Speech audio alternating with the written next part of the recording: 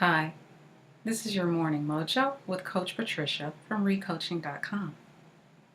Many times we reach a point where we feel unconnected to and unfulfilled by our job. I've been there myself, and I have made career changes as a result.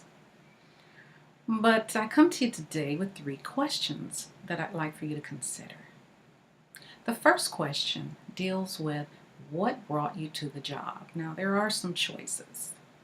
Did you come to that job because you just looked at it as a stop along the way to your higher goals, your other plans that you had for yourself, and this was just to be a temporary way station as you pulled some other aspects together?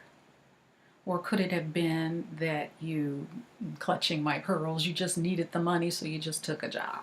Okay, and let's face it, it happens. We all do that. I've done it myself before. You needed the money. You need to find a job. You needed some inroads into the career that you wanted to break ground in. You were just looking for some employment at the time. Or was there something that attracted you to the job? There was something you saw that fulfilled something for you. You saw the opportunities and a potential for something else. There was some aspect of the job that excited you. Okay? Just muse over that for a little bit. But I have 2 more questions for you. The second question is, what was it that brought about the change in the way that you felt about your job? And in looking at that, it may have been something gradual. It may have been something that happened suddenly. It may have started 3 years ago, and you've been sitting in that ever since. Or it could be fairly recent and connected to some changes that were within the structure of where you work. Just look at that and determine it, because that will also help you determine your discontent. But the third aspect that I want you to look at are, what are your choices? What choices do you have that are within your power to explore? Would it be just a job search?